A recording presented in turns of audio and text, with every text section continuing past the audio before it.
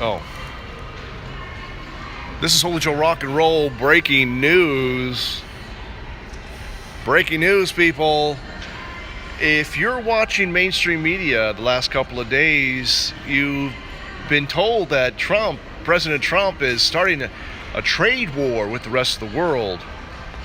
When in reality, folks, the reality is we've been in a trade war for decades, okay? For decades. Any country that has non-reciprocal tariffs against U.S. products is already at war with the United States.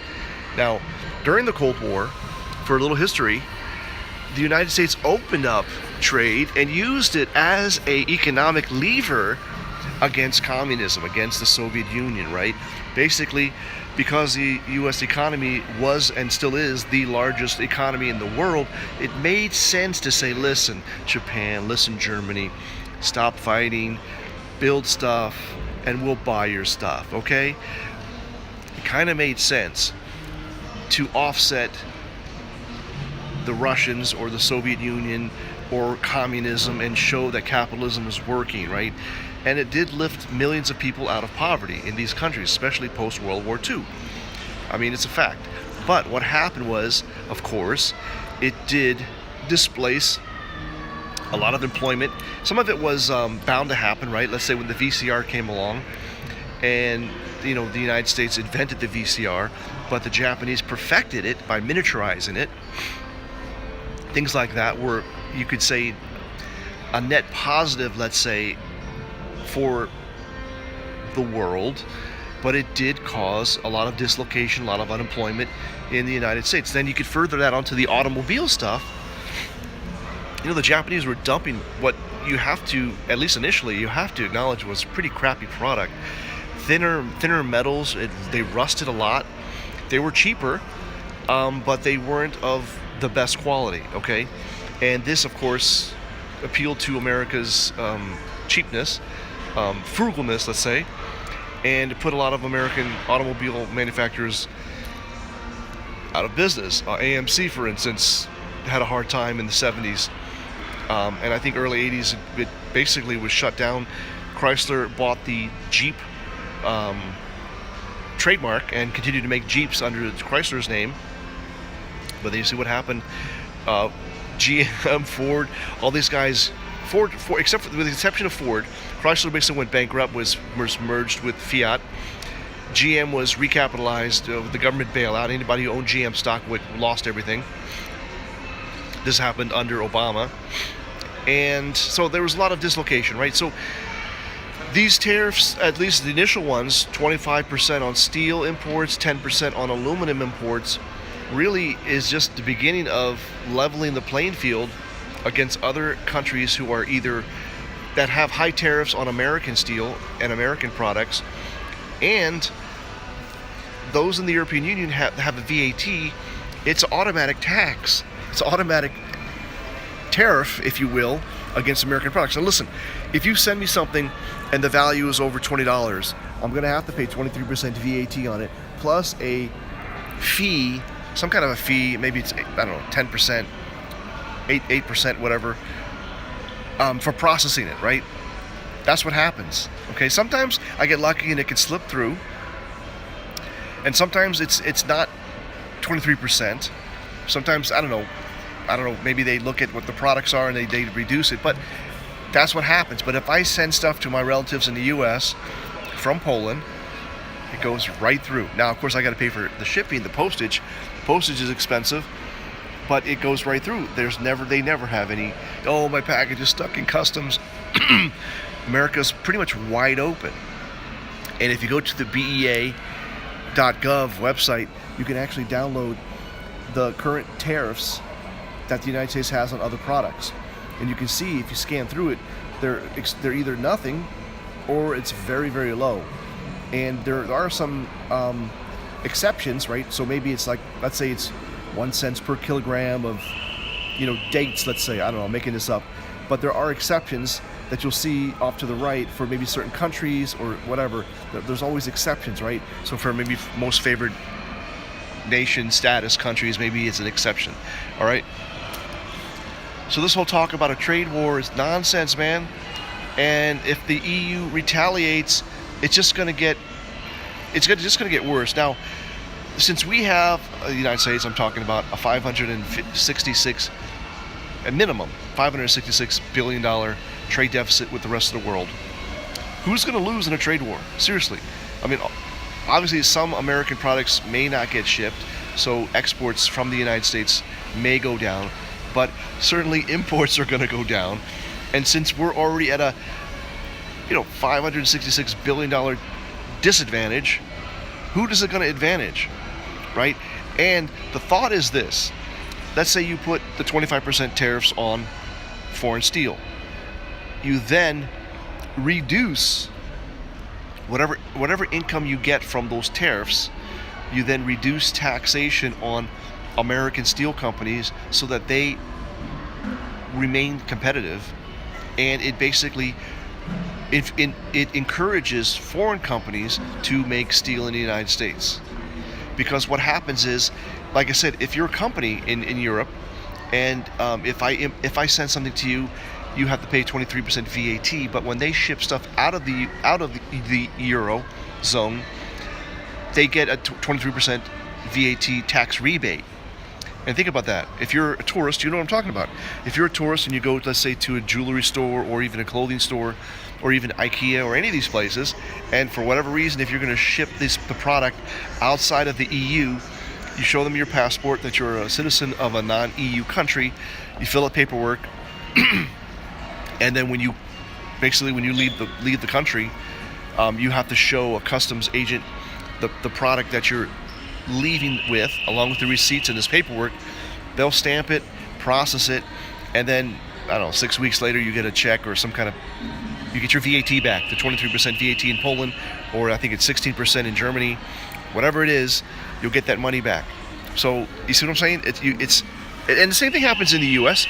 Let's be honest. I mean, if you are a tourist and you know what you're doing, come to the United States, you can. It may be difficult for the average foreigner, but it is possible to get a tax-free certificate because you are exporting the products outside the U.S. and then you would not pay U.S. state tax if that state charged a sales tax. So you might save 7.5%, 8%, depending upon what state you're in. Obviously, if we're talking about clothes, and if you're in Vermont has no sales tax at all. So it wouldn't matter if maybe you just go to Vermont, buy everything you want, because there is no sales tax, no paperwork, nothing to deal with, okay? But who goes to Vermont? I mean, not that many people that I know go to Vermont for traveling in the United States. So it's fake news, people. What I'm trying to get at is that they, the hyperbole, the overreaction, just the hyperventilation of these so-called pundits on CNN, on other places, who just continue to denigrate this president, this administration, and the fact that Gary Cohen left, most likely as one of Trump's fiscal advisors. What was he? He's one of the advisors, I think, on monetary policy or whatever he was. Most likely, Cohen disagreed with Trump raising tariffs on steel. And so what? Get him out. Get him out. We need to have America first people in the Trump administration. That's why he got elected. And it looked like for a while, at least initially, that was going to be happening. And then it looked like, well, the American first people were getting bumped out because of whatever. And now it looks like maybe they're back in charge. They're back in the driver's seat, so to speak. So let's hope that is what happens. That's what continues to happen. Look, it's good for the world if, it's time that America starts fighting back and saying, listen, you're charging us whatever it is, 20% or 23% for us to send our stuff to your country. How about we start charging 23% or whatever it is for you to send the stuff to our country, okay? Now, either you drop your rates for us and we go 0-0, or we make it reciprocal. So whatever you charge us, we're going to charge you. I mean, is that a trade war, or is that just fairness? We're talking about free trade, fair trade, You know what I'm saying? And Donald Trump talked about this during the campaign. He said, I'm for all of that. I'm for free trade. I'm for fair trade. But it has to be reciprocal. It has to be fair to us, right? Not just fair to somebody else. Not just free for somebody else, right? Now you're worried about the consumer getting hurt. There has to be a trade-off. There has to be a balance. Look at a country like Germany, which has high wages, does a lot of manufacturing in the country, and a relatively high standard of living. Now, it is true that 10% of the population makes less than 1,200 euros a month of German, people. So there is that, and that may just be related to the bell curve and low IQ or whatever. I mean, there's a bell curve in every culture, every country, every people's. So that may explain that if we adjust for IQ. I don't know, but I'm saying on average, high standard of living, high wages.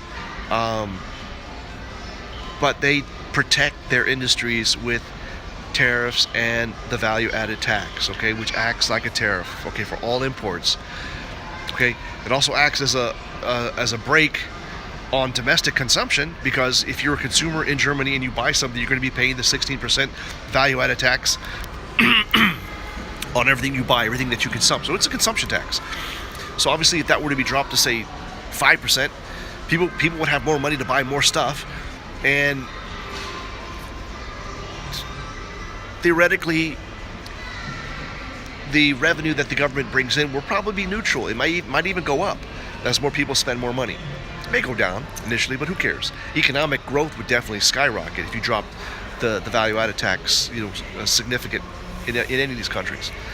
And that's part of the reason why they raise the VAT, is to slow down growth on purpose. So these policies are negative towards the countries themselves. It slows down growth. Who does that hurt? It hurts the average person on the street who doesn't get a pay raise for 20 years, basically living paycheck to paycheck.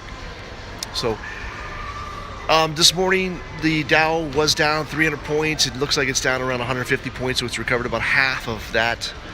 I saw a message saying that all the gains from 2018, if it closes at this level, would be lost. Baby, if you're invested in companies that pay dividends, you're getting paid to wait.